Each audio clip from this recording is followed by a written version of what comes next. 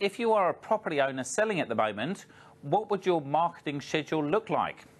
Yeah, so Chris, the market's been pretty good for most of Australia for the last couple of years. Now that it's changing a bit and in certain markets the buy energy is easing off, now's the time that an owner has to go out there and really fight to get the attention of the buyers in the marketplace.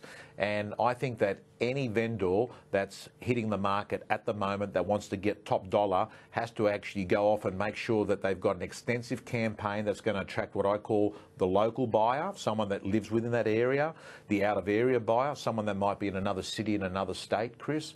The active buyer, the one that's probably the easiest buyer to get, they're sitting on everyone's website and they're on every agent's database. And then, of course, the passive buyer. And to me, the passive buyer is a very interesting buyer because that buyer is very hard to actually find because they're actually not in the market and you've got to go out and find them. And I think any schedule you have has got to try and find those 4 buyers. And if I can, Chris, I'll just go through the 6 or 7 things that I think that a vendor should be putting in their marketing campaign. Yeah, far away. Okay.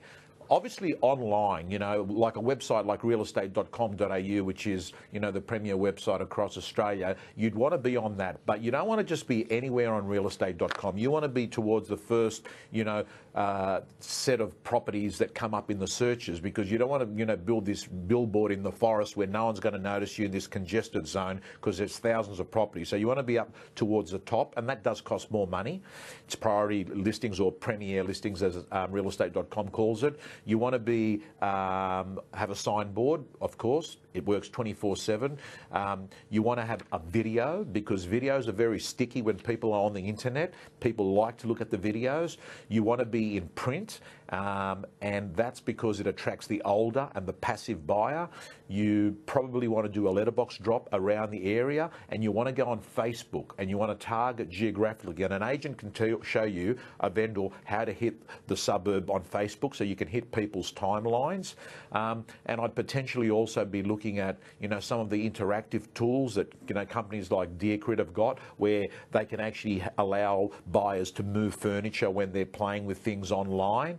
So I would probably say they're the biggest things. Now, most agents have got a database and a CRM system, and they can actually, go out to those buyers. But if you don't reach 100% of the buyers in the marketplace, Chris, how are you going to know you're going to achieve 100% of the potential in the value of the property?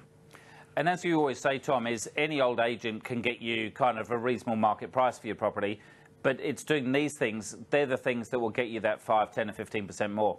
Absolutely, because a really good estate agent is not looking for the first buyer. They're looking for the best buyer in the marketplace. And they've got to be a good negotiator, but unless you've got people to negotiate with, and that's where marketing comes into it, you won't be able to extract that extra 5 or 10 or 15% that you're talking about.